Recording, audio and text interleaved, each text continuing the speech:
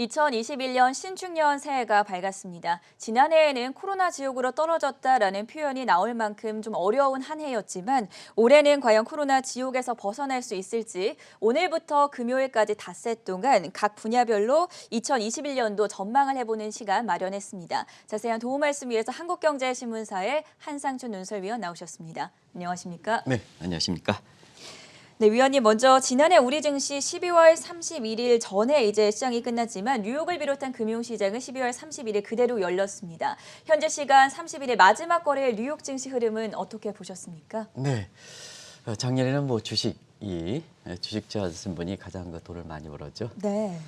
사실 아이러니컬하게도 이 코로나 사태에 의해서 경제적 측면에서는 최악의 한 해였었는데요. 돈이 그만큼 많이 풀리다 보니까 주가가 이렇게 많이 올라간 것이 아닌가 생각합니다. 우리가 마지막 방송이 지난주 목요일 이렇게 아침에 새벽에 방송했는데요. 그날 그 코스피 지수가 굉장히 많이 올랐죠. 52포인트 정도 오른 걸로 기억되는데요. 그래서 작년 우리 증시로 보면은 다우존스 지수가 나오는데 지금 이제 코스피 지수 얘기를 말씀드리겠습니다. 지난 3월 중순 우리 증시로 보면 3월 19일 날 1457이었었죠. 그 이에 주가가 2873으로 끝났으니까 이때를 기준으로 하면 코스피의 상승률이 94%로 올랐다 이렇게 보셨습니다. 그리고 같은 기간 중에 코스닥은 한 120% 이렇게 해서 이 코스닥 지수는 세계 최고 상승률이었죠. 그래서 우리가 지난해도 많이 짚어드렸습니다는 전통적인 주가 평가 지표로서 우리뿐만 아니라 전 세계에서 설명되지 않는 수준까지 올랐다. 이 문제가 올해는 어떻게 될 것인가 하는 이 측면이 상당히 올 한해 1년 뒤에 증시를 결산할 때 이 점이 가장 중요한 포인트가 되지 않겠냐 생각합니다. 그리고 미국은 하루 연장돼서 우리 증시가 끝나서 그렇죠. 역시 마지막에는 경기 부양책 얘기. 물론 이제 대통령의 서명을 공화당이 반대를 해서 사실 이례적으로 이런 현상이 나타나긴 했습니다는 사실 경기 부양책은 어쩌거나 시간이 문제지 종결되지 않겠느냐 하는 기대감 그리고 코로나 백신 문제에 대해서 당초 예상보다는 사실 미국 같은 경우에는 다른 지역은 백신의 이렇게 접종 속도가 상당히 빠른데 미국 같은 경우에는 접종 속도가 좀 느리다 하는 파우치 소장의 안정성 문제 이런 점을 이렇게 강조하면서 백신 접종에 대해 속도를 내라 하는 것이 사실 증시적인 측면에서는 플러스 요인으로 작용됐다 이렇게 보였습니다. 그래서 미국도 마지막 날에 3대 주가가 오르면서 작년 한 해에 이렇게 다우존스 지수는 7%, S&P는 18%인가요? 이렇게 되고 나스닥 지수는 48% 이렇게 됐습니다는 우리와 비교해드리기 위해서 미국은 올해 작년에 가장 이렇게 최저점이 3월 23일이었습니다. 우리는 3월 19일이지만 이때를 기준으로 한다면 다우가 64%, 그 다음에 S&P가 68%, 그리고 디지털 컨택을 중심으로 한 빵스라든가 마가렛든가 마가트, 지난해 시청자분이 많이 들었던 그런 용어들이 중심이 된 나스닥 지수 같은 경우는 무려 88% 정도 올랐다 이렇게 됐습니다. 그래서 지난 한 해에는 역시 주식을 투자하신 분이 가장 돈을 많이 벌었다. 네. 우리가 재테크 관점에서는 비트코인을 아직까지 재테크에 넣지 않는 시각이 일반화됐기 때문에 비트코인을 뺀다면 작년에 주식이 가장 많이 돈을 벌었다. 이렇게 보시면 되겠습니다. 연간 기준으로 본다면 다우 지수가 7%, S&P 500 지수가 16%, 그리고 나스닥 지수가 44% 정도 급등을 했는데 워낙 3월 저점에서 비교를 해본다면 지금 나스닥 지수가 무려 88%나 급등했다는 점 다시 한번 전해드리도록 하겠습니다. 이렇게 주가 이외에 다른 자산들은 어떻게 끝났을지도 상당히 궁금한데요. 재테크 변수를 중심으로 정리해 주시죠. 네, 제가 이례적으로 그림을 좀 잘 안 보여드리는데요. 작년 한 해 이렇게 하면서 한국과 미국의 주가, 금값과 달러 인덱스 이 그림을 그려드려왔습니다. 감시 그림을 보고 설명드리도록 하겠습니다. 주가 많이 올라갔죠? 한국 주가가 미국 주가보다 더 많이 올라갔다. 네. 사실 작년에 미국을 비롯한 해외 주식 투자를 많이 강조했습니다는 특히 작년에 미국 주식을 이렇게 팔고 차익을 실어넣고 그다음에 9월 이어서 한국 주식을 상당히 강조해 드렸는데요. 이런 흐름만 탔다면 사실 외형적인 주가 상승들보다 주식 투자에서 이렇게 돈은 정말 많이 벌었다 이렇게 보게 됐습니다. 이게 그림이다 이렇게 보게 됐습니다. 그리고 안전자산에서 대표적인 금값과 달러 인덱스를 한번 보겠습니다. 금값과 달러 인덱스의 그림을 또 하나 이렇게 그려드렸는데요. 잠시 좀 보실까요? 이렇게 해서 금값 같은 경우 변동이 많았죠. 네. 나중에 이제 수치적으로 설명드리겠습니다는 지난 그 8월 달에 국제 금값이 사실 그 2,000달러 그 넣으면서 이렇게 그 한때는 뭐 3,000달러, 5,000달러까지 얘기 그렇죠. 나왔죠. 아마 근데 금값은 그게 한 1,800달러로 떨어졌고요. 가장 그렇게 문제가 됐던 것이 작년에 달러 가치였다 이렇게 보게 됐습니다. 코로나 직후에 기축통화, 중심통화는 달러만 유일하게 갈 수 있다 하는 어느 그 은행의 그 회장께서 이런 그 전망도 이렇게 했습니다는 사실 유일하게 달러 가치가 이렇게 떨어지는 모습도 보였다 이렇게 보게 됐습니다. 올해는 달러 가치가 저렇게 하락될 것이냐 하는 측면은 지금 시점에서 보면 달러 가치가 예상을 하지 못하고 많이 떨어졌기 때문에 사실 달러 하락 속도가 굉장히 크다 하는 것이 일반적입니다는 사실은 올해는 다른 요인이 많다 하는 걸 말씀드리겠습니다. 수요일 정도의 달러를 집중적으로 분석을 해드릴 때 디지털 통화 함께 말씀드리도록 하겠습니다. 어쨌든 지난해에는 달러 가치가 많이 떨어진 것이 굉장히 또 지난해에 재테크 시장을 점검하면서 굉장히 눈여겨볼 필요가 있다는 것을 말씀드리는데요. 수치상 말씀드리겠습니다. 아까 안전자산 만지에서 국제 금값 같은 경우에는 지난 그 3월 중순이서부터 28% 정도 올랐다. 근데 이걸 시기적으로 나누면 8월 중순 이후에는 떨어졌다 이렇게 됐습니다. 그때 금값이 돼서 굉장히 뭐 골드 슈퍼 사이클이라는 용어까지 나왔을 정도로 3,000달러, 5,000달러가 나왔을 때 공교롭게도 그 시점부터 주가는 금값은 떨어졌다 이렇게 됐습니다. 그리고 안전자산에 해당되는 국채 부분은 이건 수익률 비교하기가 좀 어려우니까 금리로 3월 중순에 1.18%에서 작년 말에 0.91% 정도니까 이것도 가격이 올랐죠. 금리가 떨어졌다는 것은 채권 가격이 올랐기 때문에. 네. 그러나 상대적으로 이렇게 미국의 재정 적자라든가 국가 채무의 비중이 트럼프 노믹스 때문에 워낙 벌어져서 돈이 푼 규모에 비해서 또 코로나가 준 전 그 투자자들한테 불안감에 비해서는 국제 가격이 그렇게 높지는 않았다 이렇게 보시면 되겠습니다. 그리고 달러 가치를 한번 보도록 하겠습니다. 달러는 지난 그 3월 중순에 달러 인덱스 기준으로 102까지 이렇게 올라갔었죠. 근데 이것이 지금 그 89레벨대로 떨어졌으니까 한 12.5% 정도 해서 가장 재테크에서는 자잔에 가장 강조했던 달러가 또 우리나라 이렇게 달러 투자에 그 이렇게 여러 가지 요인이 겹쳐서 달러를 그 보유하는 사람들이 많았었는데요. 은행 예금보다 더 안 좋았다. 12.5% 폭락했다 이렇게 됐습니다. 그리고 작년에 그 ELS, DLS 관련해서 국제유가 관련된 기타 원자재 가격도 국제유가 같은 경우에는 지난 한 해에 WTI가 21% 정도 떨어졌죠. 브렌트유도 22.5% 정도 떨어지고 그러나 중국 경제가 지난 그 작년 2분기부터 살아나기 시작했는데요.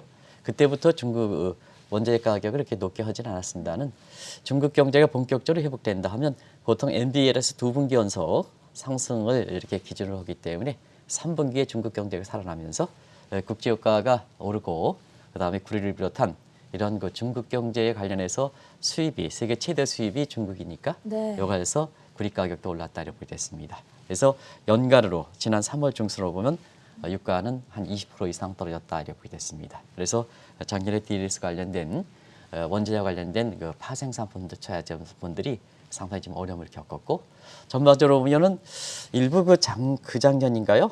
많은 그 비용을 들여서 롱숏 하시는 이 변동폭 가지고 이렇게 이 프로그램 가지고 이렇게 하는 사람들이 그 이전에 그 변동폭이 갈려져 있는 상태에서 성과가 좋다 보니까 이렇게 많은 그 비용을 들여서 스카우트하고 그랬었는데요. 사실 작년에는 주가가 일방적으로 올라가기 때문에 이렇게 하는 사람들이 굉장히 좀 어려움을 겪었던 한 해였다 이렇게 됐습니다.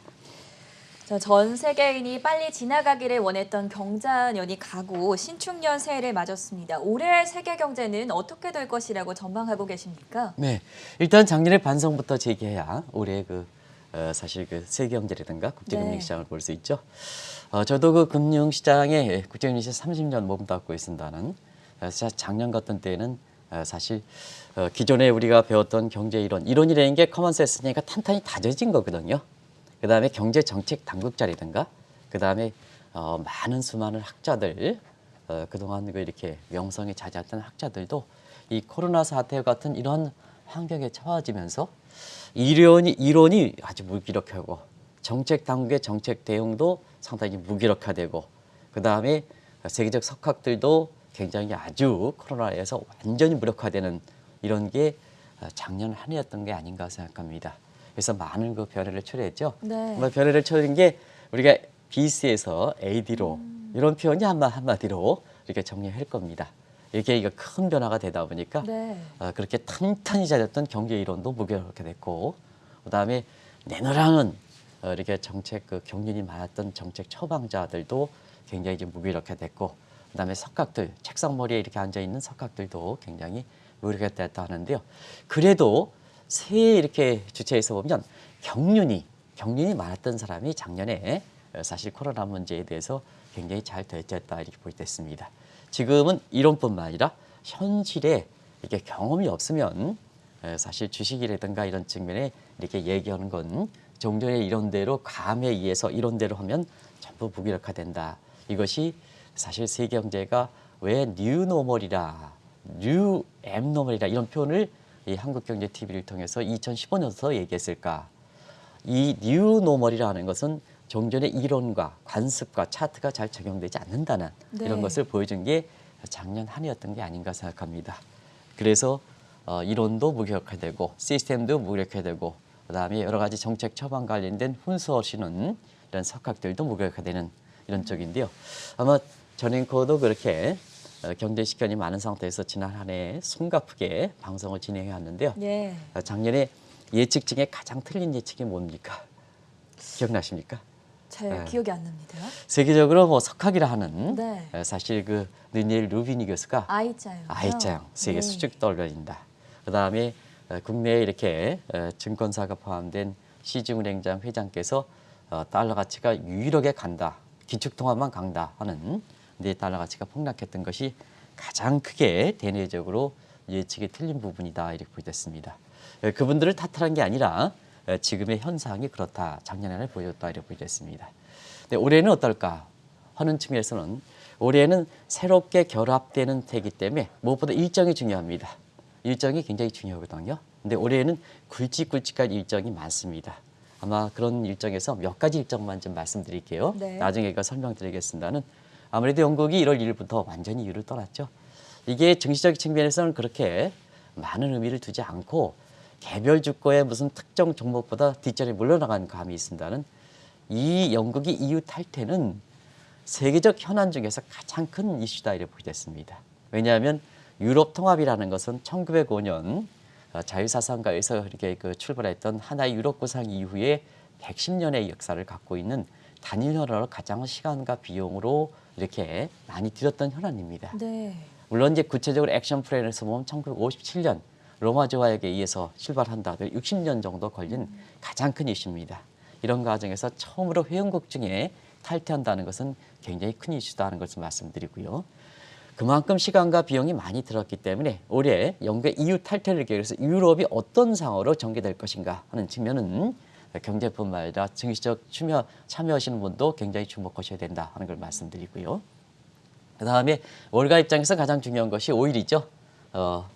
중요한 일정이 없는 게 아니라 5일의 월가 같은 경우에는 사실 지금 상원에서 50대 48로 돼 있는 이런 입장에서 조지아에서 어떤 쪽으로 나오냐. 그렇죠. 블루 웨이브라든가 그다음에 공화당이 좀 상원에서는 다수당이 차지할 것이냐 하는 측면은 미국의 그 법인세라든가 각종 세제 관련된 또 규제 관련된 이 문제이기 때문에 정치적 측면에서는 가장 그렇게 주목해서 바라보는 일정이다 이렇게 보겠습니다. 그리고 누누이 이제 올해 들어서 많이 설명드리겠습니다는 20일부터는 이제 트럼프 정부가 가고 바이든 정부가 출범하죠. 시청자 여러분 어떻습니까? 트럼프가 가는 게 시원하십니까? 안 시원하십니까? 아마 올해 한 해 바이든 첫 해에 보여주는 세계 경제라든가 미국 경제라든가 월가의 모습에 따라서 사실 시원하느냐 안 하느냐 이 여부가 결정되지 않겠나라고 보고 있습니다. 그리고 무엇보다 백신 상용으로 인해서 코로나 시대에서 포스트 코로나 시대로 넘어가는 것 이건 일정으로 이렇게 볼 수 없습니다는 이게 커다란 일정에 해당되죠. 그리고 올해는 독일의 그 메르켈 정부가 작년에도 말씀드렸습니다는 4연임이 끝나고 사실 새로운 총리를 맡게 됩니다. 네. 그리고 일본 같은 경우는 스가 정부가 사실 그 아베에 이렇게 잔여 기간을 해서 올해 9월 달에 중의원 정도 이렇게 해서 다 새로운 총리를 뽑는데요. 지금 입장에서 상당히 좀 곤혹스러운 것 같습니다. 그래서 전 세계적으로 보면 주요 국가들의 권력이 교체하는 것 이런 것도 아마 주목하실 필요가 있다 싶고 말씀드리고요. 무엇보다도 올해는 제가 전 앵커를 좀 잘 위해드리겠습니다. 왜냐하면 올해는 여성의 파워가 굉장히 세지는 네. 뭐 미국의 그 경제정책 총괄하는 제닛 앨런을 비롯해서 주요 폴스들이 그렇죠. 대부분 다 여성들이 맡게 되는 거거든요. 그런 측면에서 여성의 힘이 이렇게 강해지는 상태에서 경제의 어떤 세심하게 다루어지는 부분, 아주 다뤄지는 부분 이런 쪽이 어떻게 이렇게 정치적 측면에서 나타날까? 또 여성의 위주로 된 경제 정책에서 어떻게 보면 지금과 다른 쪽의 업종으로 전개될 가능성이 높거든요. 올해 그 패션쇼를 보셨습니까? 저는 그 패션쇼를 그렇게 보면서 상당 부분 업종별로 다를 소지가 있다. 네. 지금은 대부분 다 신문들이 올해는 ESG라든가 환경 문제라든가 이런 쪽이 됐습니다는 사실 서울대학교 김남도 교수가 2021년 10대 트렌드에서 나타나는 거 보면 이 우먼오믹스와 관련돼서 네. 상당히 다른 쪽의 업종들도 이 시간을 통해서 다섯 차례 이렇게 분석하면서 산업 전망할 때도 말씀드리겠습니다. 말씀해 주신 대로 올해 바이든 정부가 들어서고 그리고 포스트 코로나 시대가 전개됨에 따라서 그동안 분리되고 격리됐던 세계 경제가 통합과 화합의 시대로 나아갈 수 있다는 전망들이 우세한데요. 여기에 대해서는 어떻게 보고 계십니까? 저는 뭐 트럼프 대통령이 지금 대통령이죠. 어떻게 생각하냐 하면 사실 그 강의를 하든가 이런 걸 통해서도 트럼프 대통령에 대해서 또 작년부터도 이렇게 바이든에 대해서 우호는 일관된 기조를 유지했습니다는 트럼프 대통령에 대해서 또 나름대로 연연을 하시는 분들이 있을 것 같습니다. 근데 왜 트럼프 대통령을 이렇게 사실 그 제가 뭐 개인적으로 싫어한다 이렇게 보는 것보다는 아무래도 지금의 사회에서 이렇게 보면 뭐든지 경제가 레벨 플레이닝 평평한 운동장이 됐지 않습니까? 평평한 운동장이면 모래처럼 나누면은 세계 경제 안 되는 겁니다. 통합이 돼야 레벨 플레이에 대해서는 화합이 되고 통합이 돼야 세계 경제가 되고 증시가 올라가는 거거든요. 그런 측면에서 트럼프 대통령이 시대 추세의 다른 쪽에 개인의 이기주의라든가 이런 쪽이 강조하다 보니까 결국 이렇게 세계 경제가 굉장히 불안한 국면이 됐다 이렇게 보겠습니다. 그래서 트럼프 대통령 지난 4년 동안 세계 경제라든가 미국 경제를 흔들었던 것이 한마디로 이간질, 분열이었죠. 네. 분열이었죠. 그걸 이제 사실 분열의 상징으로 보호주의, 이기주의, 탈레, 이에는 이, 기에는 기, 미중 마찰 이런 쪽, 그다음에 백인 우월주의, 유색인종 이렇게 격화주의 이런 것이 이제 그동안 미국 경제라든가 세계 경제를 뒤흔들었던 문제죠. 근데 바이든은 지금 아직 출발을 하지 않고 있으면은 지금까지 보였던 각종 어른이라든가 어록이라든가 이런 걸 보면 역시 화합에 나선다. 뭐 누가 오더라도 화합에 나설 수밖에 없는 현상이지만 특별히 화합을 어선다. 이게 다자주의 서로 뭉치자 다자주의 공생적으로 미중 간 마찰을 추진한다. 미중 간 마찰은 지속되죠. 네. 근데 게임의 방식이 어떻게 할 것이냐 하는 측면에 서로가 인정을 한 상태에서 미중 간 실력 대결을 한다는 얘기입니다. 그 유색인종 우대주의라든가 이런 쪽이 화합의 상징이다 이렇게 됐습니다. 그리고 포스트 코로나 시대에서는 코로나 시대는 격리죠. 그렇죠. 사람과 상품과 그다음에 자본의 이동을 격리시키는. 근데 이것이 사실 백신이 되면서 통합되는 쪽으로 이런 쪽으로 변하는 것도 사실 올해 이렇게 그 권력 구도라든가 그다음에 코로나 문제에서 굉장히 큰 흐름이 되지 않겠느냐. 이게 결국 증시라든가 경제에 사람의 생활을 기본적으로 변경시켜 놓는 것이 큰 흐름이지 않냐 생각합니다. 그래서 그 트럼프노믹스와 바이든노믹스의 표를 좀 이렇게 됐는데요. 네. 잠시 보여드리고 가죠. 트럼프노믹스와 바이든노믹스의 표 같은 거 이렇게 해서 그냥 시청자 여러분 그냥 대외 정책에 있어서 이렇게 어떻게 변하는지 중국과 관련돼서 어떻게 변하는지 다음 남기도록 하겠습니다.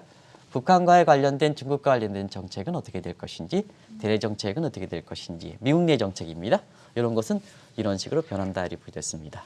이렇게 구체적으로 시간을 갖고 설명드리도록 하겠습니다. 이렇게 모든 경제 활동이 화합과 통합을 전제로 바뀐다면 게임 방식마저도 대변화가 일어날 것으로 예상이 되는데요. 이 부분은 어떻게 분석해 보면 좋을까요, 위원님? 네, 아무래도 이제 이 경제 활동에서는 시장의 이 경쟁이기 때문에 네. 이거를 어떤 식으로 경쟁하느냐에 따라서 그 마켓 퍼포먼스 시장의 행동을 하는 것이 성장률이거든요. 또 주가의 모습이고 그렇기 때문에 사실 경제 주체들이 한 시장에 이렇게 축구 경기를 하는데 상대방 인정할 것이냐 인정하지 않을 것이냐 하는 이 측면에 대해서 사실 그 게임이 끝나고 나서도 굉장히 싸움 난투극을 벌이면 자 예를 들어서 전전팀과 한상준팀 간에 난투극을 벌인 상태에서 전앵커 팀들이 3대 0, 10대 0으로 이겼다 하더라도 그 게임은 긍정적으로 평가하지 못한다 이렇게 보겠습니다. 근데 서로가 뭐냐 서로가 위해지면서 나중에 이렇게 서로 이렇게 악수를 하면서 끝난다 이렇게 본다면 그 게임의 결과가 어떤 식으로 누가 이든 간에 굉장히 그걸 바라보는 시청자라든가 이런 입장에서는 굉장히 좋은 인상을 풍긴다 이렇게 보겠습니다. 경제가 심리다, 주식이 심리다 하는 측면에서는 이런 경제 활동, 세계 경제 공동 운동장 속에 글로벌 증시의 공동 운동장 속에 각 이렇게 참여하는 경제 주체들, 주식 주체들이 어떤 모습으로 이렇게 경쟁할까 하는 측면은 올 한 해의 주가라든가 경제 성장, 각국의 경제 성장을 좌우하지 않겠나 생각합니다. 그런 과정에서 사실 트럼프 대통령이 지난 4년 동안 보면 남을 확실히 눌러야 내가 이기는, 남을 확실히 쓰러뜨려야 남을 이기는 이게 사실 노이만 네스 방식의 제로섬 게임이다 이렇게 보겠습니다. 원래 게임의 결과는 페이업이다, 결과다, 게임 결과인데요. 제로섬 게임이다. 남을 눌러야 이렇게 이런 식이기 때문에 난투극을 벌일 수밖에 없는 방식이다 이렇게 보겠습니다. 근데 바이든의 그 경제 정책에서 보면 확실히 그거는 것 같습니다. 서로 인정한다. 네. 이게 샤프리로스의 공생적 게임이 방식이다. 그리고 지금의 미국의 경제 정책을 총괄할 사실 제닛 앨런의 바깥 어르신 되는 조지 에거프 교수의 이렇게 공생적 게임 방식이다 이렇게 보겠습니다. 그래서 참가자 모두가 서로 이익이 되는, 서로 모두 이익이 되는 이런 구조로 된다. 그러면 이제 바이든의 경제 정책에서 보면 코로나가 포스트 코로나 되더라도 제2의 코로나가 발생하지 않을 것이냐 발생합니다. 그랬을 때는 사실 이럴 때는 갈기갈기 찢어진다면 또 작년 것처럼 코로나 것처럼 우왕좌왕하는 패턴이 되는 거고 그다음에 서로가 화합으로 간다면 제2의 제3의 이렇게 코로나가 난다 하더라도 코로나 제1의 코로나 사태 학습 효과 우리가 러닝 바이 두닝 효과라든가 이런 측면 그리고 예기치 못한 이 문제에 대해서 가장 강력하게 지난 3월 달에 우리 그 방역의 선진국으로 나중에는 결국은 현 정부가 대처를 좀 잘못해서 이렇게 방역 이렇게 선진국의 이미지가 흐트러지긴 했습니다는 사실은 이게 정치적으로 놀면 안 된다는 얘기입니다. 네. 우리가 극명하게 보여줬던 사실이죠. 사실 그 우리가 3월 달에 방역 선진국으로 긍정적 평가를 받을 때는 그런 현 정부가 잘했던 것보다는 국민들이 잘했기 때문에 그렇거든요. 이게 방역 선진국이라는 측면에서 사전에 대응을 백신이라든가 지금 확보적으로 대응해야 되는데 다른 국가들은 늦게 출발해서 백신 확보에 잘 됐던 거고 우리는 그 과정에서 뭐 여러 가지 인과관계가 아직 명확치 못습니다는 정치적으로 이용하는 게임이 되다 보니까 방역 코로나 백신도 나중에 우왕좌왕 이렇게 해서 이렇게 되는 결국 백신 확보도 뭐 5천만 명, 4천만 그게 뭘 중요합니까? 시기가 중요한 거죠. 그런 측면에서 뒤늦게 우왕좌왕하는 패턴을 보였었는데요. 결국은 이러한 사태에선 국민의 자발적 협조를 통한 화합과 국민이 제2, 제3 코로나 바이러스를 방지하는 데는 굉장히 효과적이다 하는 것이 작년에 코로나에서 한국이 작년 3, 4, 5월 달에 보였던 우리 국민의 태도였었거든요. 네. 이런 거 겹치다 보니까 게임 방식이 공생적 게임으로 하는 것은 굉장히 제2, 제3의 코로나 바이러스를 방지하는 데도 중요한 문제다 이렇게 보겠습니다. 방금 살펴봤던 이 공생적 게임 이론이 경제적으로 가는 가장 큰 의미가 바로 외부 경제 효과라고 합니다. 외부 경제 효과 어떤 상징성을 가지고 있습니까? 외부 경제 효과라는 거 한번 설명드렸죠. 네. 내 행위로 인해서 사회적 혜택을 더 많이 준다는 얘기입니다. 그런 측면에서 우리가 프라이빗 프로피트, 소셜 프로피트에서 사실 내가 아름다운 아파트 앞에 전 앵커가 당신의 집 앞에 아름다운 밭을 만들었으면 그 비용이 100만 원이 들었으면 사적 비용이 100만 원입니다. 네. 그러나 한상춘 논설인이 그 길을 되면서 전 앵커가 꽃밭을 만들었으니까 새해 아침부터 얼만큼 기분이 좋습니까? 그만큼 나의 혜택을 줬으니까 소셜 코스트 사회적 비용은 그만큼 낮아진다는 얘기거든요. 그래서 프라이빗 코스트보다 소셜 코스트가 낮은 것을 보통 외부 경제 효과다. 반대로 보면 소셜 혜택이 사회적 혜택이 사적 혜택보다 높은 것을 이렇게 결국 외부 경제 효과다 하는데 예를 들어서 올해 미국과 중국이 이렇게 사실 그 마찰이 지속되지만 네. 이렇게 서로 인정하는 상태에서 교범이 이렇게 마찰이 되는 과정에서 이렇게 글로벌 교육 규범이 사실상 미중 간 양대국이 이렇게 복원시킨다면 다른 국가들은 거기에 따라갈 수밖에 없거든요. 중거의 틀이 된다는 얘기거든요. 그러면 다른 국가들도 미중 간 마찰에서 교육 규범이 만들 때 두 국가의 시간과 비용이 들어가지만 다른 국가의 중거의 틀이 되기 때문에 그만큼 세계 교육이라든가 세계 경제 성장을 이렇게 누리는 효과는 크다 이렇게 보겠습니다. 이런 과정에서 제가 세계 교육 탄성치를 가지고 세계 경제 전망을 이렇게 보는 시각이 하겠습니다. 지금 이 코로나 사태 이후에 세계 교육 탄성치는 2.5배로 이렇게 나오거든요. 정확하게 2.52 정도로 나옵니다. 이건 작년에 이렇게 실적치가 나오지 않기 때문에 작년 10월에 IMF 전망치를 토대로 해서 세계 경제 성장률과 세계 교육 증가를 봤습니다. 그러면 이제 작년에는 2.5배를 추락하니까 자 작년 같은 경우는 세계 교육비에 비해서 세계 경제 성장률이 굉장히 많이 추락했다는 얘기 되겠죠. 네. 근데 올해 같은 경우는 자 세계 교육이 거꾸로 얘기했습니다. 세계 교육이 많이 위축됐다는 얘기죠. 근데 올해 같은 경우는 사실 이것이 다시 봉합되면 세계 성장률은 그만큼 빨리 올라간다 이렇게 보겠습니다. 그래서 작년에 마이너스 5% 퇴출했습니다는 올해 같은 경우는 성장률이 기저효과를 포함해서 5% 이상 회복될 것이다 하는 것도 바로 이와 같은 이렇게 세계 교육 탄성치 가지고 얘기할 수 있다 하는 걸 말씀드리겠습니다. 그렇다면 이런 이제 전제를 바탕으로 봤을 때 바이든 정부가 출범하고 또 포스트 코로나 시대가 전개되면서 세계 교육과 세계 경제가 그만큼 신장될 수 있다. 이렇게 가능성을 판단해 볼 수 있겠습니까? 네, 아무래도 이제 이 문제는 올해 큰 구도로서 바이든 정부 출범하고 네. 그다음에 포스트 코로나 백신에서 포스트 코로나를 전개되는 거죠. 전부 지금까지 말씀드렸다시피 전부 통합, 화합 이렇게 되는 거죠. 그렇죠. 그래서 어느 제가 이게 존경한 증권사의 CEO 이렇게 보면 올해는 캐치프레이스로 화합으로 한다, 통합으로 한다 하는데요. 네. 그것이 바로 사실 화합과 통합 바이든이 정전 그런 측면이 아닌가 생각합니다. 그게 가장 절실하기 때문에 그렇습니다.